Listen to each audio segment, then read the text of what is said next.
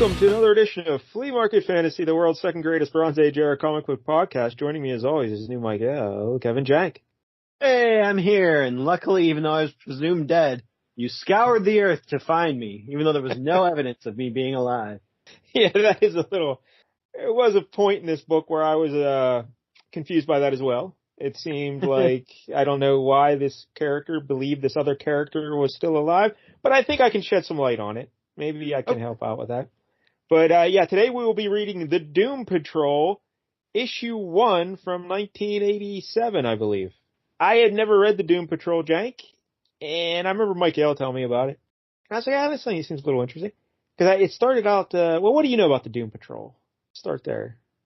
Not a whole lot. I know there was a robot guy. I knew that about it going in. And I knew that they knew there was an HBO show about it. I know Kevin Smith was a big fan of the Doom Patrol. Beyond that, not much. Apparently, it's currently in its 4th season, and this will be its final season. They did one of those deals where they voices the other robot guy. Yeah, Brendan Fraser, yeah. As I like to call him, what was George of the Jungle, right? Wasn't he George of the Jungle? That's right. Yep, and Encino Man. But the final season, they divided it up. They did the old 6 episodes, and they're taking a break, and then 6 more. Oh, so no. I think we're currently right in the middle of that break, if what I'm reading is correct. If you're Breaking Bad or Mad Men, you can get away with that shit. Yeah. Doom Patrol, I wouldn't try that kind of nonsense. It apparently gets good ratings and everything, or reviews at least, critical ratings. I don't know about the actual TV ratings. But yeah, the TV show started on the DC streaming network. It was exclusive on there for season 1. And then it went to HBO Max, which is now just Max. I could be watching it, but I still have not. Oh, yeah, you should give it a whirl. The characters in the show are different than the characters in this book. We'll talk about that as we go. But before we get into the Doom Patrol, let's remind everybody to like and subscribe if you're watching this on YouTube. 89 subscribers, Jank. 89. We're up 6 from last week. The Flea Army continues to grow. And right before the show, I got word that Cousin Pete actually subscribed. He did. Yep. Big fan of the shorts. God bless. Not a fan of the long form podcast, but loves those shorts. He said Well, he did a really good job with those.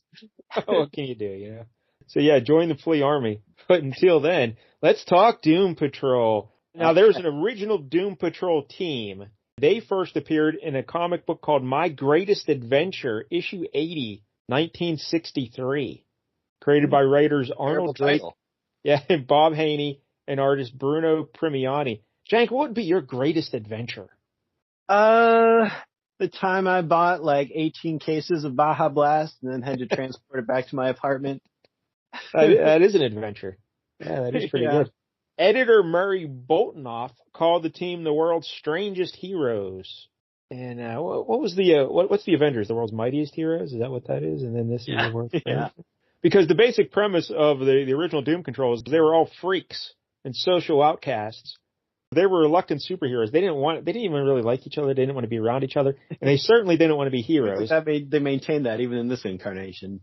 None of them liked each other. Their leader, a fella named the Chief, not to be confused with the Chief from Get Smart. Oh. You know, that guy was great. But no, or the Chief from Where in the World is Carmen Sandiego? Yeah, I never saw that. So. Oh. Well, I guess I saw it. Yeah, I guess. You know that song. As soon as I said I never saw it, I remember it now. Niles Calder was his name, and he was a wheelchair-bound doctor and scientific genius, and he devised ways to save all the lives of the other Doom Patrol members when they had freak accidents or something. So then he convinced them to join together to fight evil. If they had something better to do, they wouldn't be doing it. Kind of like us in this podcast. Perfect. Yeah, it's a lot like Blue Devil, it sounds like. He didn't really want to be a superhero either. That seems to be a common thread at DC. Look at you making Blue Devil references. So with issue 86 of My Greatest Adventure, that series just switched its name and it was called Doom Patrol. And it ran until issue 121 in September 1968. In the final issue, the entire team dies. They sacrifice themselves to save a small fishing village in Maine. Yeah, so how did that go down? Because there's a flashback to that here, and it doesn't really make it very clear what happened. Well, we'll get there when we're talking about the book, I guess. We'll just wait till then. But yeah, it seems questionable at best, the decision they made. But the people responsible for that were the Brotherhood of Evil's Madame Rogue and General Zoll. Brotherhood of Evil. Wow. I know, it's also very Sounds similar familiar. to Brotherhood of Evil Mutants. Yeah. Wow, there's a lot of coincidences here. The series ended with issue 121. And then they published issues 122, 23, and 124, I believe, were published in 1973, 5 years later. But they were just reprints of earlier stories. It wasn't until 1977 when Doom Patrol kind of came back. We'll get to that in a second. The original members of Doom Patrol were the Chief, who we mentioned first, Niles Calder, the doctor fella in the wheelchair, Robotman. His real name is Cliff Steele. And then I love those ironic comic book names. But then he became a robot. What are the odds? But he was a daredevil and adventurer whose body was destroyed in a race car crash. I think he was driving at the Indianapolis 500, He crashed his car there. And the Chief saved his brain and implanted it into a robot body. So, it was either that or Hitler's brain, and I guess he chose wisely. That's how we get Robotman. Next, we have Negative Man. And his real name is Larry Trainer. He was a test pilot who accidentally flew through a radioactive field, and it made him radioactive. So now he can release a being of negative energy that can phase through things, fly at high speeds, and cause solid objects to explode. That's a nifty trick. But when this energy... solid objects. That's my motto. Yeah. But when the energy being is outside his body, Trainer becomes extremely weak. He only lets it out for like 60 seconds at a time to avoid death. Otherwise the cops get called. You've had that thing out for a couple minutes, sir. Need you to put it away. He does wear like a raincoat a lot of times, I've seen him. But the Chief devised chemically treated bandages for Trainer to wear to protect others from his radioactivity. It's a pretty great looking character. He looks like the Invisible Man in the old movies, wrapped up in bandages with glasses on and everything. Absolutely. That's pretty great. And then the final member of the original Doom Patrol. Apparently there's also, there's a negative woman in this comic. So she had the exact same accident happen. I will explain it to you. We'll get there. Okay. Yeah. There's a lot of questions will be answered with the Doom Patrol. And the final member of the original team was Elasti-Girl, and her real name is Rita Farr, and she was an Olympic gold medalist swimmer and Hollywood movie star who was exposed to volcanic fumes while filming a movie. I hate when that happens.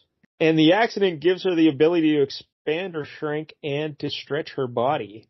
She initially has no control over her powers. She lives as a recluse until the Chief invited her to join Doom Patrol. She would later marry the hero Mento. I think that was his name. Did I write that down properly? He's a fresh maker. Yeah, I was going to say, wasn't that a candy? Yeah, Mento. And they adopted Beast Boy of the Teen Titans.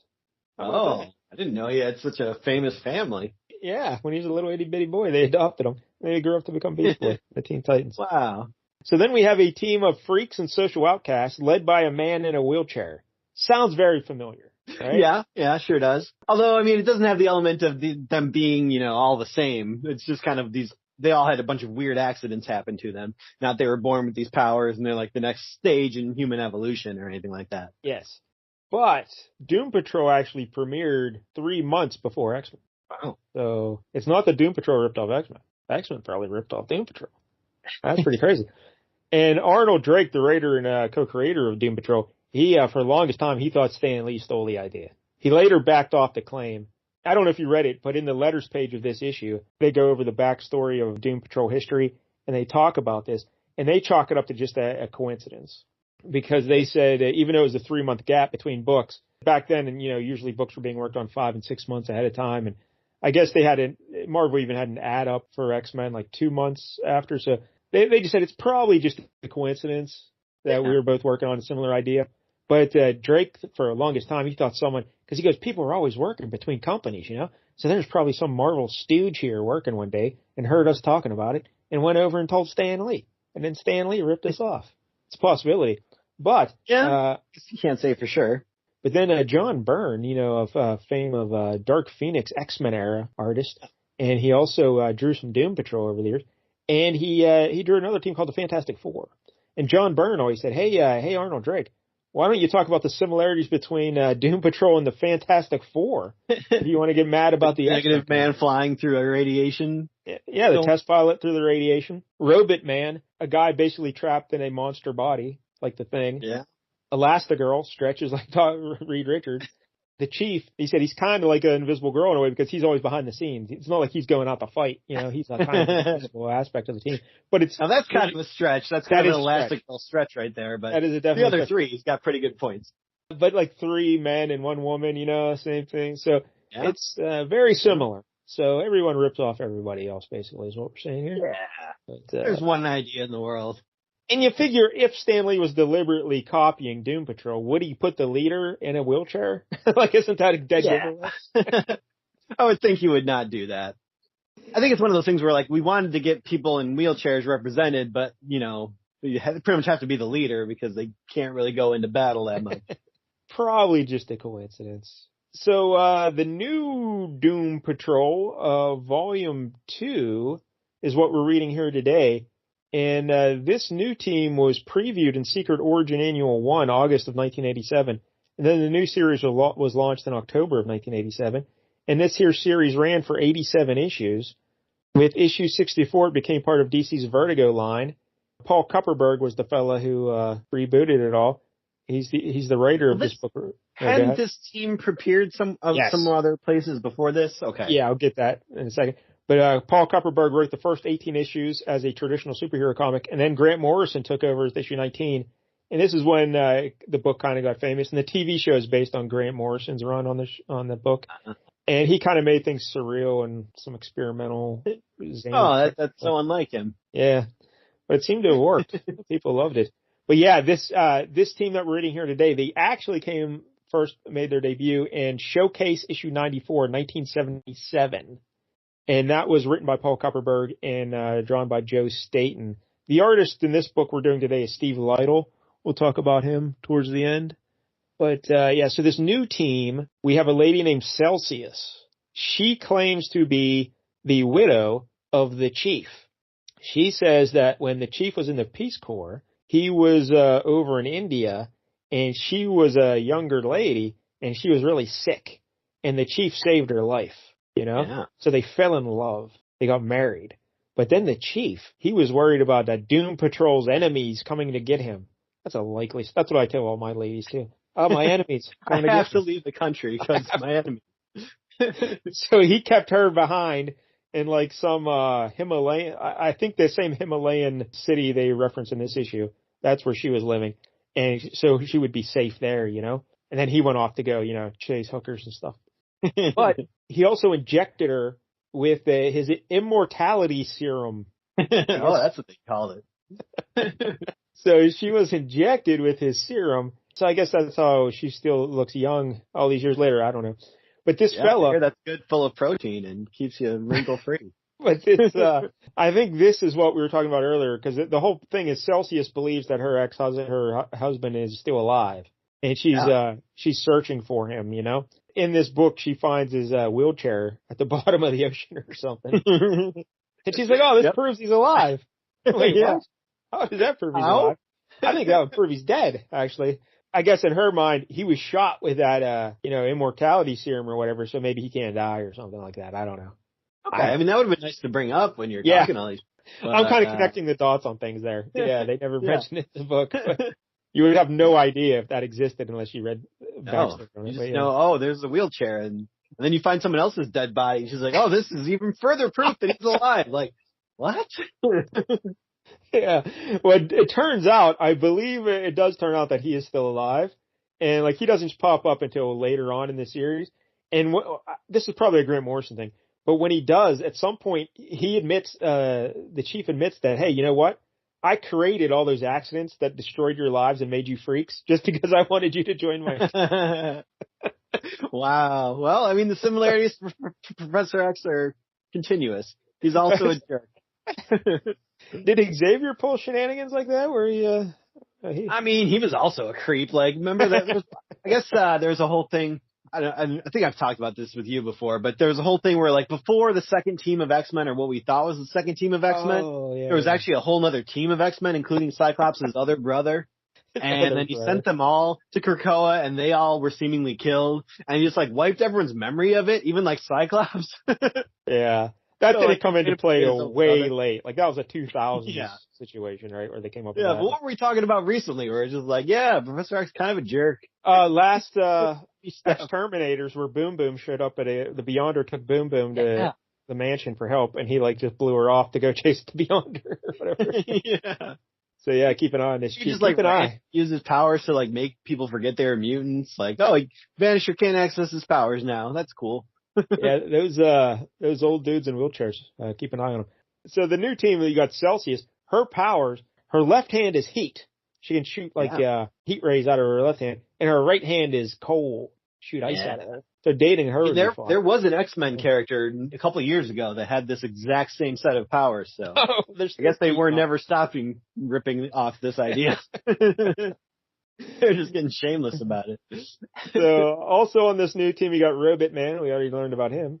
Then we have a fellow named Tempest, real name Joshua Clay. And his first appearance was in that Showcase 94 in 1977. And he was created by Paul Kupperberg and Joe Staton. And he was a military deserter who later became a doctor. Yeah, he was in Vietnam, you know.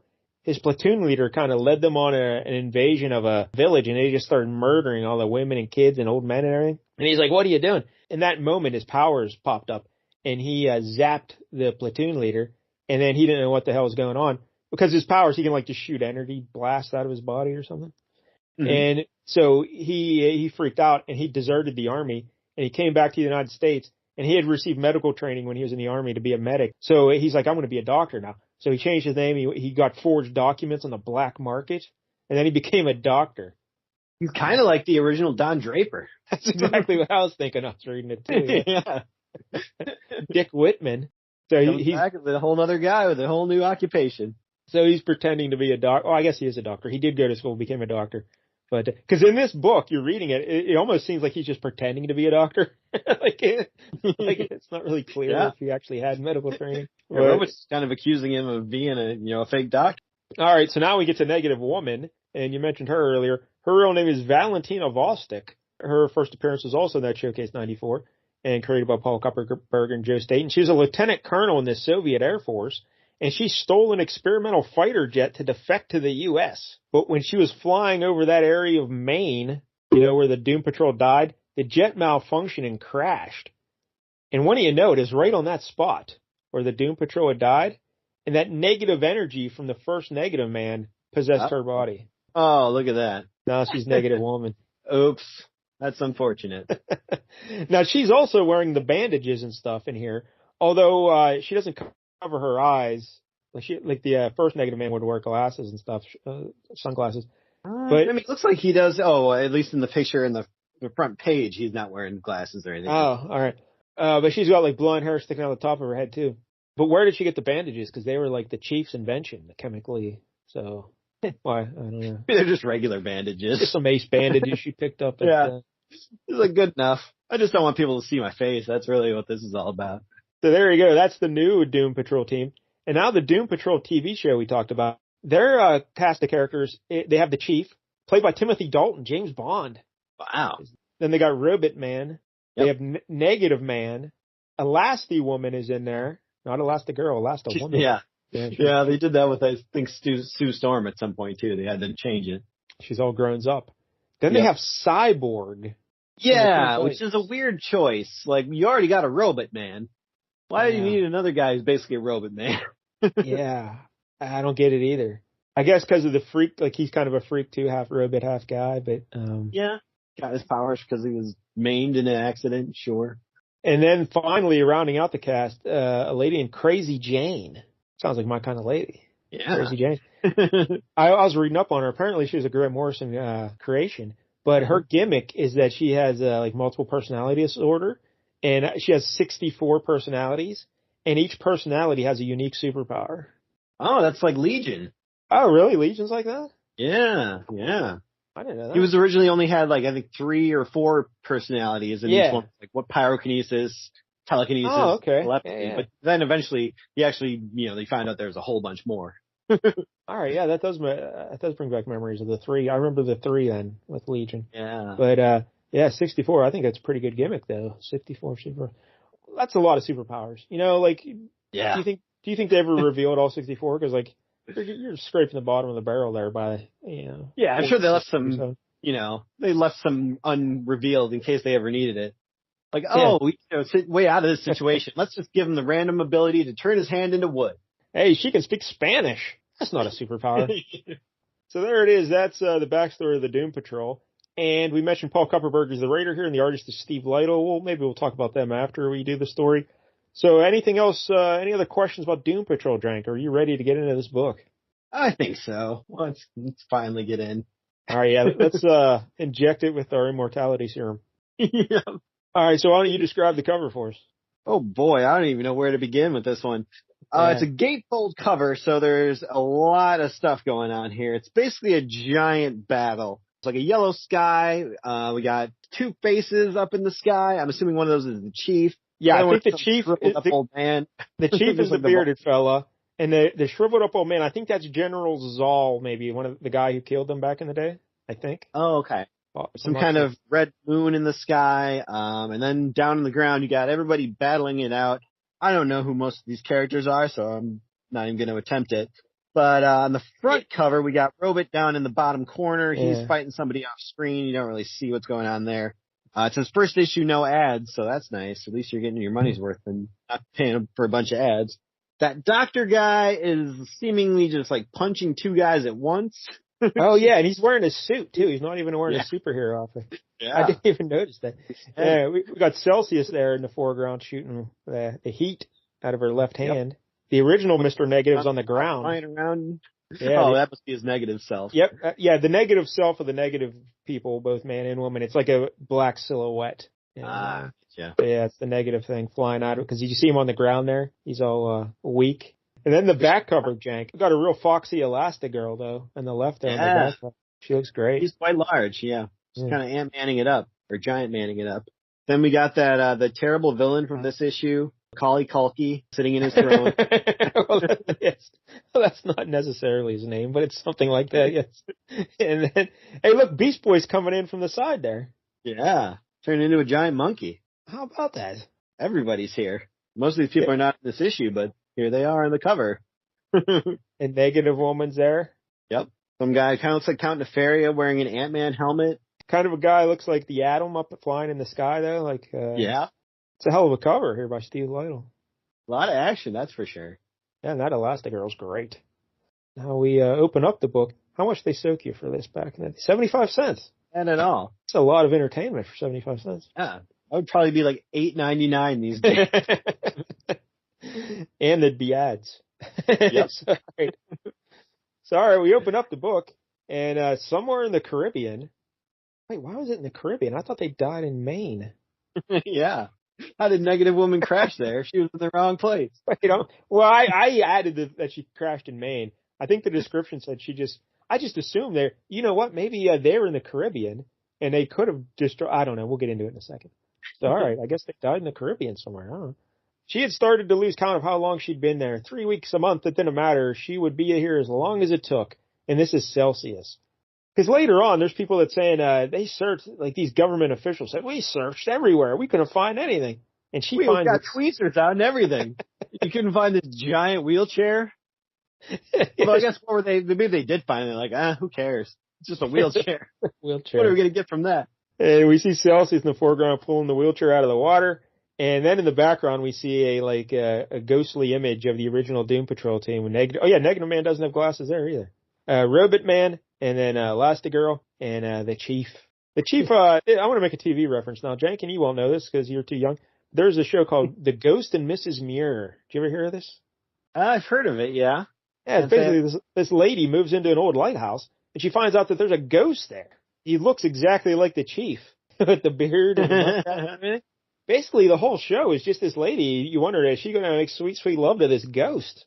Is that what the show's about? But injecting her with an immortality serum? Yeah. So Celsius is still trying to track down her ghost, and she's digging through. She finds the wheelchair there. But here was the wheelchair. It had to be his. Who else would have one like it? Who else would have one? Again, that's great. I'm sure it is his, but how does that prove he's alive? Don't know. Who else could have died here? And then we turn the page there. Probably the whole team, obviously. Yeah. And then we just see her going through some thoughts in her mind, and she's thinking about stuff. The entire world is witnessing. Back on witnessing. what happened and the story of, I guess, how the team died. And I don't know, there's some like Nazi guy who's like, the world's going to learn that you're all freaks and cowards when you choose to save your own lives over those of a small village of strangers. Choose now, Doom Patrol. And then he just blows everybody up. So it's like, what exactly happened here? Like, Yeah, so it's kind of like, I guess for modern readers, do you remember that, wasn't it the Dark Knight with Heath Ledger or whatever? Yeah, the two boats. It's kind of like a situation like that, I guess. Here's what I don't understand. We see Elasti-Girl with a giant net over her. There's Robotman and Mr. Negative and whatever. But he says, choose wisely. And they say, all right, yeah, bring it on. Bomb us.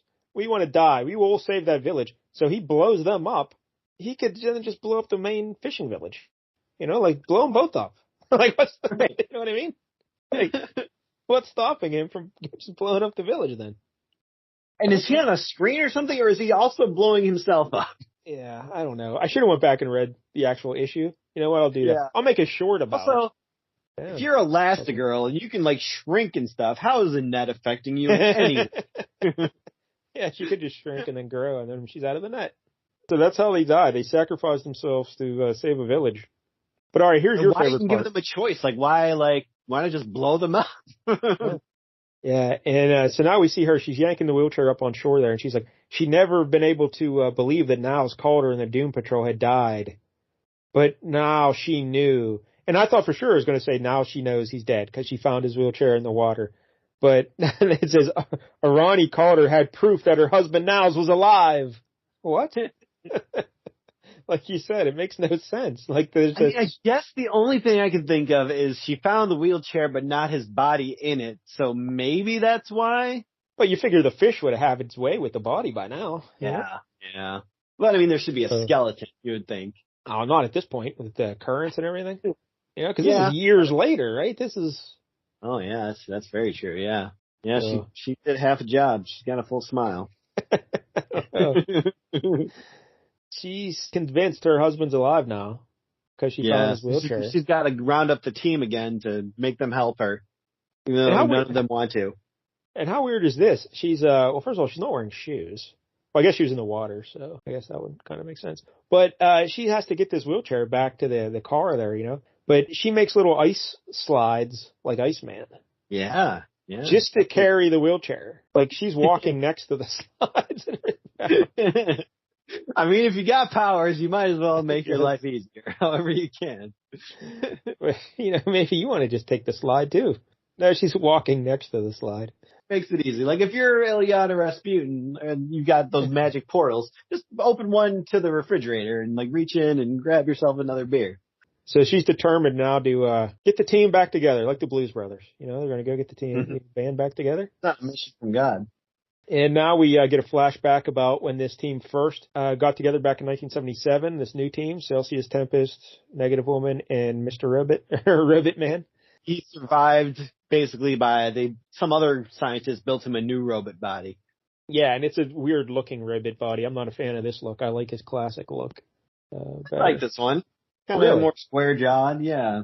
No, the one with the antennas and whatnot. That's the that's the old one. No, that's the new one. Yeah, it's confusing. Like that like here. When you see him later on, he doesn't have an antenna. Yeah. Here's the thing. He originally looked like the one you like, the older looking one, like the square jaw and just the thing around his forehead. Yeah. That was the original look. Then when he died, he came back with a new look with the antennas, and then he got his old form back. Oh, okay. Yeah. That's convenient. So, well, I guess at that point, when you're just a machine, you can just go to the body shop and be like, lose the antennas. You're not doing anything. I think he asked the same doctor that found his body, Dr. Magus, I think, something like that. He found his body and gave him the new looking one, and then later he said, give me that old one back. I like that old one. So, just confused. Because I don't like the one with the antennas and whatnot. That's kind of weird. So it actually was the same body though? Like they didn't just modify it? They're just like, oh, okay, we somehow... Well, same style, Same style, yeah. Yeah, go back to Ford and have them make another one. Because it really is just a classic robot body. Just no bells and whistles. Just 60s, 50s robot. So, she's having flashbacks about when they got the team back together originally. how they fought. They only were together 1 year. 1 year they were together, and then they broke up. Hard to see why when they're all such nice people. Fun to be around. And yeah, they're having a fight there, and we just see more fighting from them, and then she's on the boat. This is that old guy from the cover, weird looking face. Yeah, well, what'd you say his name was? Is it Zal? Is that what it is? General Immortus. Oh, General. All right, so then that's a different guy than the guy that blew them up. Right. So, yeah. A lot of generals in this one. Immortality Niles had presented to her to prolong his evil. So while Celsius is taking the wheelchair back by boat, she's in a little like speedboat of her own. There's a sub beneath her, and there's some government officials on there, and it's their job to track that lady, to keep an eye on her. They're like, why this? And they're like, it's better if we don't ask. Yeah, the one guy says, what is it with this dame? So then we cut back to some government complex, and we see, it's a negative lady. We don't know it at first. She's in shadows, and then we see her face. And she's wrapped in the bandages. And they're very form-fitting bandages. So just her eyes. They really are. Yeah, tailored right around her eyes. And her lips and her mouth. Yeah. It would have been way cooler if it was just really rough, like big bandages, but, what are you going to do? It's an interesting look. Yeah, it's not realistic at all, but I like the look of it. Yeah, but this is when that guy says, hey, we looked through that area with tweezers. We didn't find anything. Well, we weren't looking for wheelchairs, but, whatever. Negative lady says, I know where she's going. She's going to go meet up with Robotman. Mm-hmm. She's going to try and get the team back together. So now we see Robotman, and he's riding on a horse. Yeah. That doesn't seem surprising. A man of his carriage. That doesn't seem fair to the horse. No. He probably broke a lot of horses trying to find one that could support his weight. Probably not long for this world. But I like this shot of Robotman here, a profile shot of his face, and he's in the foreground riding the horse. That's good. Then he hears something. Oh my goodness, there's a helicopter just falling out of the sky. It's a good old Celsius. It's on my property. He's going to go loot it, I guess. Look, now Celsius is wearing shoes, but she's wearing like high heels now. Doesn't seem practical at all. For the wood. No. Yeah. Doesn't seem like a good idea. But she zapped the helicopter out of the sky, and he's like, Celsius, what are you doing here? And she's like, hey, those are government agents or whatever, and they're coming to get us. They try to shoot Celsius, and Robotman jumps in front of him and saves her. And because, bullets don't hurt a Robotman. And he chases him off. And then he starts yelling at Celsius, and we get more flashbacks. And Robotman remembers how his body got blown up in the explosion. And what else are they yelling about? Well, he's saying she's crazy. Your husband's dead. They're all dead. She's like, no, he's alive. I found his wheelchair. That proves he's alive. Don't you know anything about science? She even zaps him with her ice power there, trying to calm him down. They're still yipping and yapping and whatnot. I don't know. She's like, I got proof. And he's like, all right, show me your proof. Now we cut to the Himalayas, Jack. Well, what's going on here? There's a bunch of monks. Their monastery has been taken over, and they're all kind of slaves now. By Macaulay Culkin. Yep, Macaulay Culkin over here. He's this weird, I don't know, like snake-themed guy. He looks like a He-Man villain of some kind. He does. That's a very good call, yeah. He's got like a giant mouth in his chest, apparently. Yeah. And then his throne is also kind of a mouth. There's a lot of mouth theme going on. Yeah, and he's like green, and he's got some metal on his shoulders and wrists, and I don't know. Yeah, he's like half snake, half insect, half, I don't know what's going on. A little bit. He's got robot arms. But his name is Kalki, Kalki, and he's your god on Earth. And he wants, what's her name, Celsius. He's like, I need Celsius. We're going to go get her. Is it clear why he wants Celsius? No, they clearly know each other. I'm guessing he's her father or brother. That's always the way it is, right? Mm-hmm. But yeah, this was the Himalayan city where she was staying safe, I guess, when, the chief wanted to go out and play grab ass, kept her back in the Himalayas. This Kalki, though, he's talking to these monks. So what happened to this monk who was going to escape there? He opens his chest mouth up, and it starts out as like a tentacle, but then they turn into like these weird pink arms. And I guess there are some tentacles still. They all come out and just start wrapping around this guy and pull him into his chest. Kind of like Chompy and the Girls that we watched on the LCS show. Another great movie reference. Yeah, so he eats that monk. All right, so now we cut back to, old Tempest. What's his name? Joshua Clay, I believe, or Clay Joshua. So one of the two. And he's a doctor, and he's meeting this lady. He's treating this lady, and she's all happy with the doctor. She's like, "Oh, you're such a great doctor."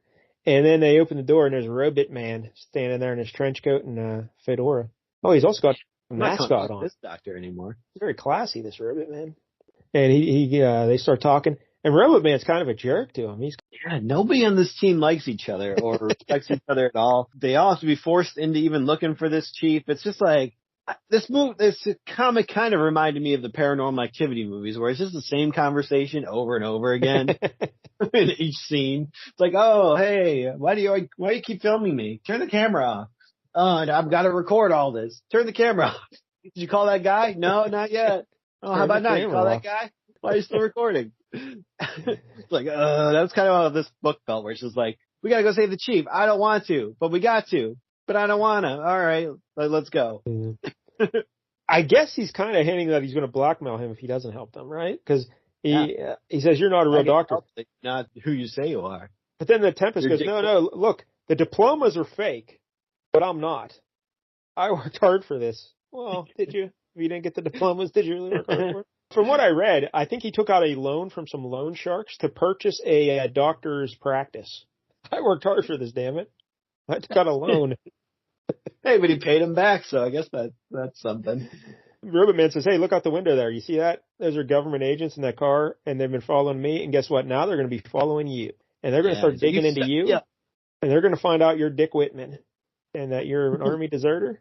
Tempest hits him with some energy blast, But then he's like, "Hey, don't worry about it. We're still buddies." And they just decide, all right, let's go look for that chief. Yeah. It ends kind of abruptly, right? Like he hits him with the energy, and then Robotman, "Guess I got your attention. I know it's lousy, man, but it's about the chief. He might be alive, and if he is, I gotta find him, Josh. I'm sorry."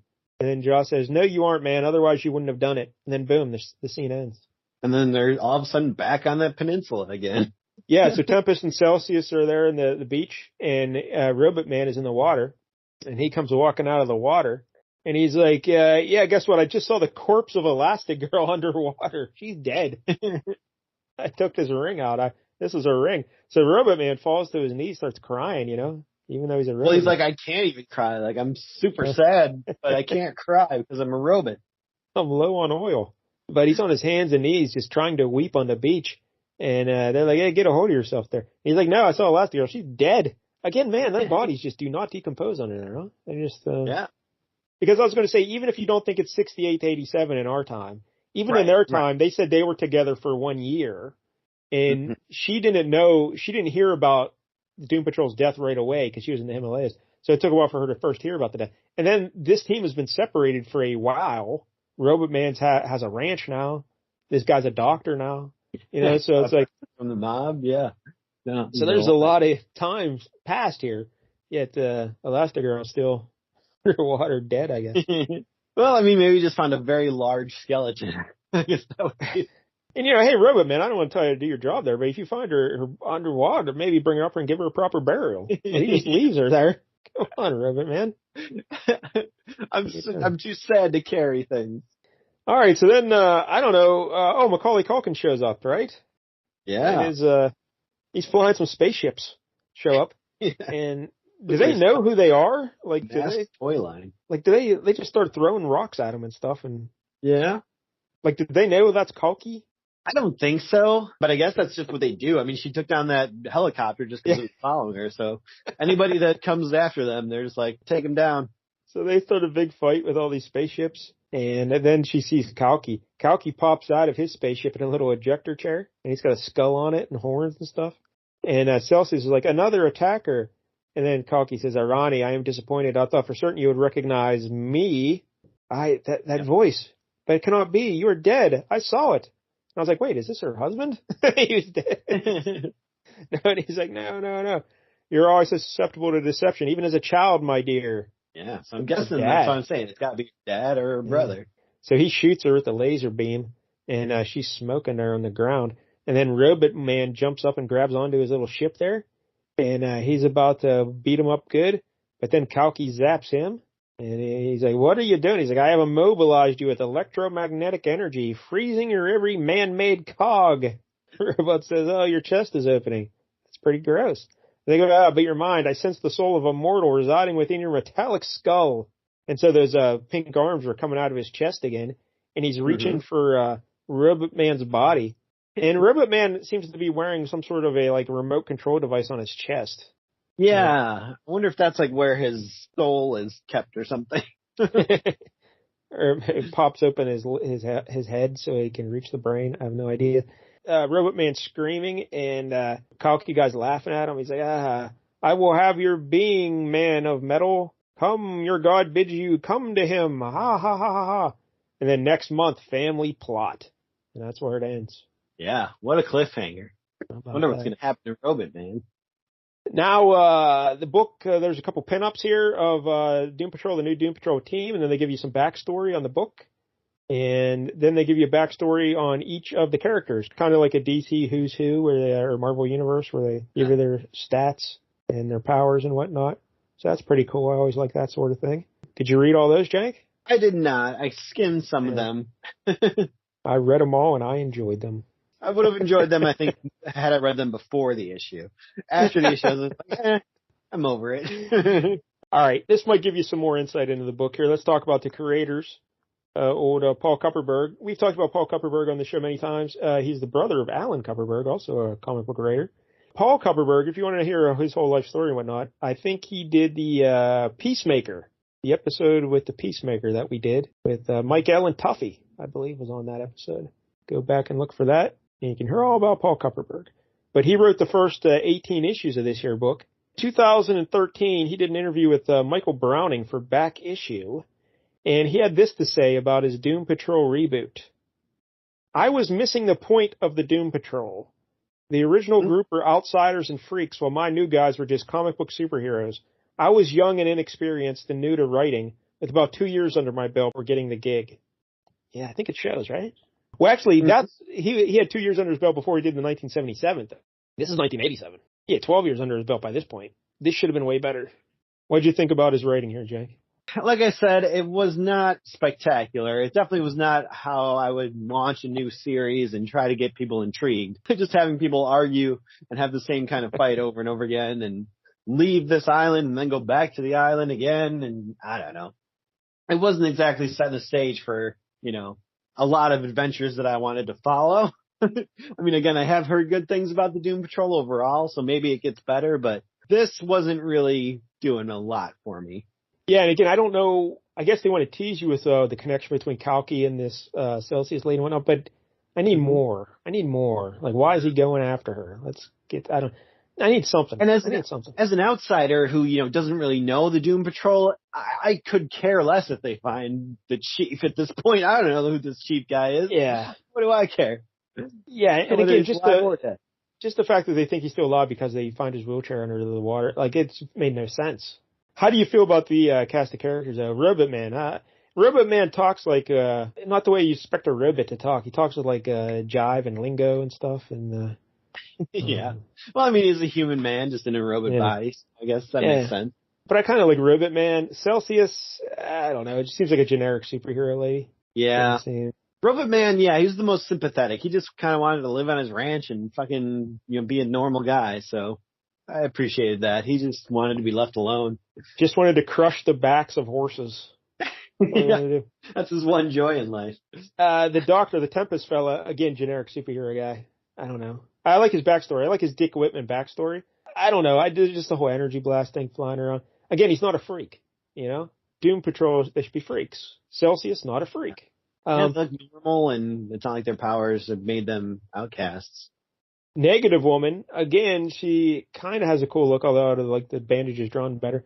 She's a colonel with some government agency and everything, so again, not a freak. She seems to be getting along in her life perfectly well. Wasn't she she was a Soviet, defector or something, and they've put her in charge of the U.S. security? That seems insane. Well, read up on World War II and Operation Paperclip sometime, and you can find out how insane our government is putting people in charge of things. All right, so there you go. Those are all the characters. Kalki, I'm not buying Kalki as a villain. No, I don't get. Not so much. He very much is, like you said, a He-Man villain with his own little toy sets and everything. He's like, what are we doing here? This seems weird. Not the threat I was looking for in this. That's for sure. All right, so the artist is Steve Lightle. He was born in 1959 in Kansas. Sadly, he passed away in 2021 at the age of 61. His first published work was a 5-page story in Black Diamond, issue 4, 1984 by AC Comics. Jank, you know what Black Diamond is? Yeah. That's our girl, what's her Sybil name? Danning. Danning, Sybil Danning. yeah.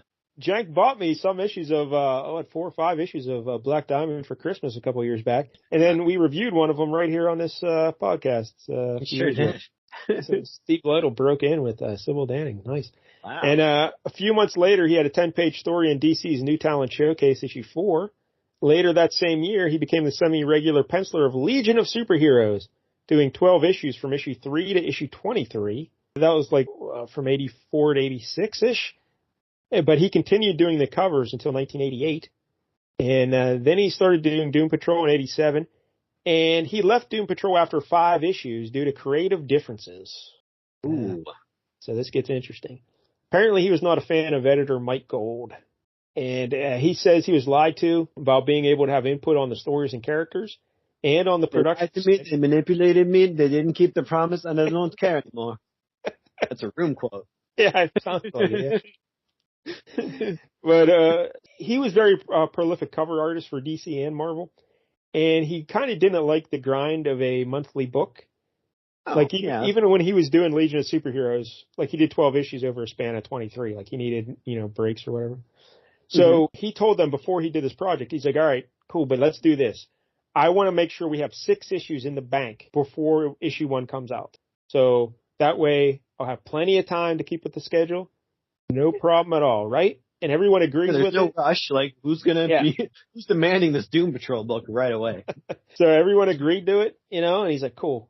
And then, like, he had the first book done, and then the second one, and they're like, hey, well, we're doing rewrites on the script, so we don't have it. You ready for you? What?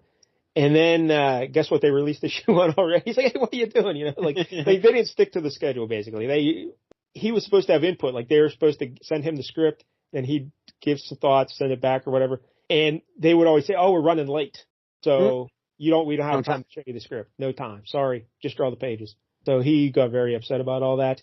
And he just didn't like the direction the book was taking. In a 2016 interview at the website DC Comics in the 80s, Lightle was asked about what he would have done with Doom Patrol. And he said, quote, I would have focused on character-driven stories that focused on the humanity of these freaks. In my interview with the Worst Comic Podcast Ever, I talk about how the original concept of the Doom Patrol, these are people who have powers and view them as life-altering curses and rise above that in the way that society perceives them, so they can do the right thing. That is the heart of the soul of this title. I'd have returned the original cast. This new Doom Patrol ongoing series followed Crisis on Infinite Earths, so it wouldn't have been that hard to do. That's a very good point, Steve Lightle, because all DC does is reboot of continuity and history anyway. Yeah. So just bring back the old cast. Yeah, it's a whole new world. You can do whatever you want. After he left the book, Eric Larson took over. Wow. Spider-Man. Yeah, this was a young Eric Larson. And I guess the book got really cartoony kind of a look after that. Yeah, that's style, for sure. So kind of hurt it. All told, Steve Lightle had 74 penciling credits at DC. Then Archie Goodwin brought him over to Marvel, and he did some fill-in issues on X-Factor and Quasar. I think 1 X-Factor, 2 Quasar. And then he had a few stints on Marvel Comics Presents. All told, 32 penciling credits at Marvel. But he was most famous for being the regular cover artist on Classic X-Men. Oh, yeah, okay. Yeah, the reprints. So at DC, he did 155 covers, and at Marvel, he did 88. So he was kind of known for his cover work there.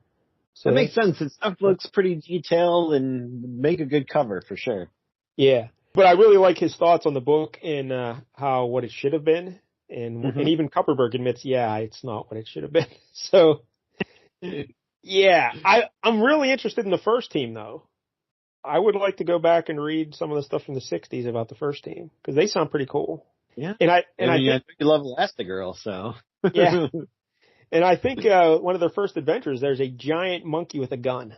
So I'm very excited. Yeah, I'm in. But how'd you feel about Steve Lightle's art here?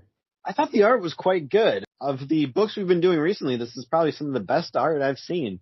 To be honest, like, it's pretty great, especially some of those close-ups of Robot or Negative Woman with the bandages. Like you said, it kind of looks weird that they're so form-fitting, but it's also kind of a cool look at the same time. Overall, I thought it was pretty great. I also like the art quite a bit. Not one of my favorites, but it is very well done because we have been hit or miss with the art lately. But I think this was a very solid book, and the cover's great. Yeah, that gatefold cover is pretty great. The art was better than the writing. We'll say that. Yes. So by leaps and bounds. Yeah, I just didn't. I wanted to like this, but I just don't. I just don't. Now, would you be intrigued to read any Grant Morrison, his take on this Doom Patrol? I don't know. I'm pretty hit or miss on Grant Morrison. Yeah. More misses than hits, but I don't know. It depends on how trippy he decided to get with it.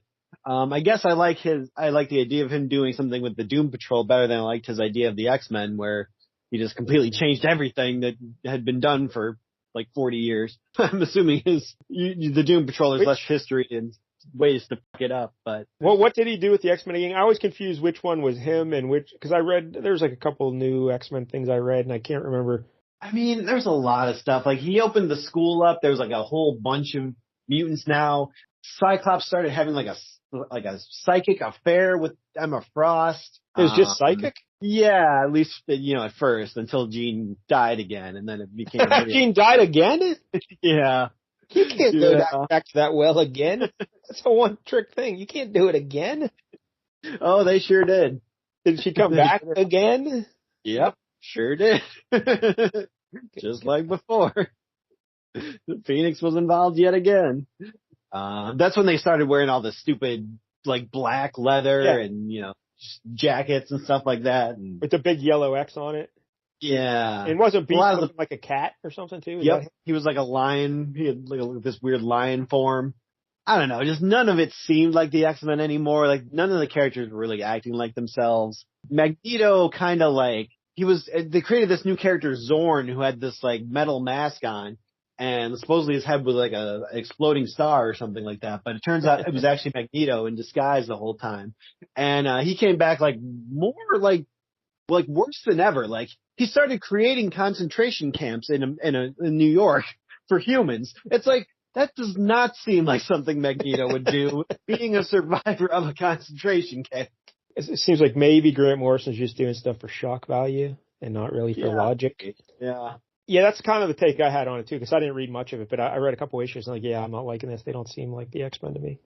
All right, so what do you think of this Doom Patrol? What would you give Doom Patrol? Interesting note, this is the first ever Doom Patrol issue 1 because the first series started at issue, 86 or whatever, so this is I saw that in the letter pages there, yeah. That was pretty cool. That is interesting, yeah. Finally got their own title. So what would you give this 1 out of 10, Jank? Ooh, I mean, I would give the art probably a solid 8. But the story, maybe like a 3. So I guess that averages out to about 5.5. 5.5. Yeah, I don't like the characters really. No. I like the original team. I want to read about the original team. I don't really like these guys. So a couple panels about the original team were really selling you. But. Yeah, they intrigued me. But this, I like the art. The cover's nice. But yeah, I can't go higher than 5. Middle of the road. It's just middle of the road. That's probably about where I land. Yeah. So all right, but I probably will go back and read some stuff from the 60s. You gotta see that monkey. Yeah, I gotta see the monkey. So that'll be the one thing I do. All right, Jank. So there it is, Doom Patrol. What do you got for us next week? Well, speaking of seeing a monkey, it's about time we got a contender for best monkey. I am so happy right now. I can't wait. So we're going to be doing a book called DC Comics Presents number 35 from 1981. DC, this is Detective Chimp, right? Is that what we're getting at? Yeah, Detective Chimp. It's got 2 stories. There's one, the first story is, I guess, Superman and Man-Bat. I don't know why those 2 characters are interacting. That's going to be strange. But then the second story is a Detective Chimp story. But again, he's not in his Sherlock Holmes outfit, right? He's just a chimp. He's just a monkey. I think so, yeah. Yeah, I think when I was trying to find an issue to read, I think I found this one. So, this DC Comics Presents issue 35 from 1981, right? Yep. All right, there it is. Maybe the only Bronze Age appearance of Detective Chimp. I believe it is. The only one I could find, yeah. Yeah, I believe it is. So, All right, Detective Chimp next week. I'm excited about this one. Yeah. Wait. Have to suffer through Superman first, but yeah, that hurts. beggars can't be choosers. Anything to get to that chimp. All right, so there it is. Thanks. And again, if you're watching us on YouTube, please like and subscribe. Join the Flea Army. Hey, maybe we should make T-shirts. Flea Army. Call up Corey, Backpage Press. Yeah, our buddy Corey. So, all right, so until next week, don't get any jank on you.